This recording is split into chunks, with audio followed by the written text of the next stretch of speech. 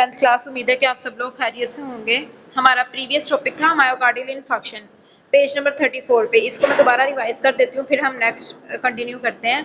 Myocardium means heart muscles और infarction means tissue death, यानी heart muscles की death होना, हार्ट टिश्यूज की डेथ होना जो है उसको हम मायोकार्डियल इन्फार्क्शन या हार्ट अटैक भी कहते हैं। ऐसा होता क्यों है? ऐसा इस वजह से होता है क्योंकि आपकी जो हार्ट की आर्टरीज है ना, कोरोनरी आर्टरीज, उसमें फैट डिपॉजिट्स होना शुरू हो जाते हैं। जब फैट इकट्ठा होना शुरू हो जाता है तो वहाँ पे वो एक स्ट्रक्चर बना देता है जिसको प्लैक कहते हैं। वो स्ट्रक्चर क्या करता है? आपकी आर्टरीज को ब्लॉक कर देता है। ये आपके डायग्राम 3.10 में भी शो किया हुआ है कि येलो कलर के प्लैक्स बने हुए हैं दोनों साइड्स पे, और देखें रास्ता बिल्कुल ब्लॉक हुआ हुआ है। ब्लड के फ्लो करने का रास्ता बिल्कुल बंद है, कोई जगह ही नहीं है जहाँ से वो फ्लो कर सके।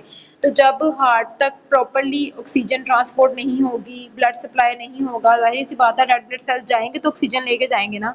जब तक ब्लड सेल्स ही नहीं जा रहे तो टिश्यूज की डेथ होना स्टार्ट हो जाती है, जिसकी वजह से हार्ट अटैक जो है वो होता है।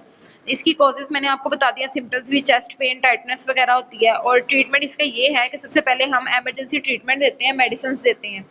मेडिसिन हम किस लिए देते हैं? ताकि क्लोट्स जो बने हुए हैं वो डिसॉल्व हो सके। सबसे पहला मरहला ये होता है। नेक्स्ट क्या होता है? Angioplasty to open blocked arteries. फिर हम क्या करते हैं कि एंजियोप्लास्टी करते हैं, जिसमें हम जो है वो स्टंट्स वगैरह यूज होते हैं। वो एक जाली नुमा स्ट्रक्चर होता है राउंड, जो आपकी आर्टरी में इंसर्ट किया जाता है। वो जाके इन प्लैक्स को पीछे हटाता है और आर्टरी को खोल देता है, ताकि जो है वो ब्लड रेगुलरली फ्लो कर सके। कॉम्प्लिकेशंस आपको किन किन मुश्किलात का सामना करना पड़ सकता है? हार्ट फेलियर हो सकता है आपका। उसके बाद एरिथमियाज से मुराद ये है इरेगुलर हार्ट बीट्स, यानी जो हार्ट अटैक के जिनको होता है ना, उनकी हार्ट बीट जो है वो नॉर्मल नहीं रहती हुई। यहाँ तो बहुत ज़्यादा तेज़ धड़कना शुरू हो जाता है दिल, यहाँ बहुत ज़्यादा स्लो उसकी हार्ट बीट हो जाती है। एंड सडन कार्डियक अरेस्ट, ऐसा ही होता है कि बाज़ औक़ात अचानक से आपको जो है ना वो एक दबाव महसूस होता है और हार्ट जो है वो फेल हो जाता है। नेक्स्ट, इसकी प्रिवेंशन क्या है? Maintaining weight with a healthy diet, मतलब कि आप अपने वेट को भी मेंटेन करें और अपनी डाइट को हेल्दी रखें। अवॉइड स्मोकिंग से अवॉइड करें। Exercise regularly.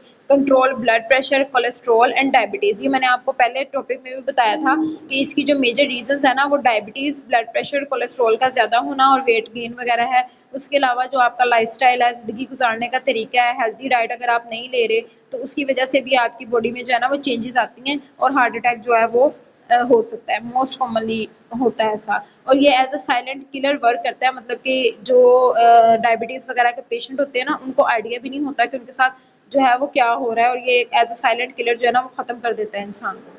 नेक्स्ट है angina pectoris. Angina pectoris, commonly called angina, is chest pain or discomfort caused by reduced blood flow to the heart muscles, typically due to coronary artery disease. अब angina pectoris जो है ना, इसमें भी हमारे पास ये होता है, इसको angina भी कहते हैं। इसमें हमारे पास चेस्ट पेन होती है, डिस्कम्फर्ट होती है। ये चेस्ट पेन और डिस्कम्फर्ट जो है ना वो इस वजह से होती है क्योंकि आपके हार्ट मसल्स तक जो है ना वो ब्लड प्रॉपरली सप्लाई नहीं हो रहा होता है इस वजह से। और कोरोनरी आर्टरी डिजीज में होता है ऐसा। Angina is a symptom of CHD, यानी कोरोनरी आर्टरी डिजीज का एक सिम्टम है angina, and often indicates that the heart is not getting enough oxygen. जो बात मैंने आपको पहले भी बताई है कि जब आर्टरीज का रास्ता ही ब्लॉक हो जा रहा है, जिस चीज ने ब्लड को हार्ट तक पहुंचाना है वही चीज अगर ब्लॉक हो गई है, रुक गई है, तो ब्लड जो है वो हार्ट तक प्रॉपरली नहीं पहुंच पाता। इस वजह से आपके पास जो है ना वो हार्ट फेलियर्स के केसेस ज्यादा होते हैं।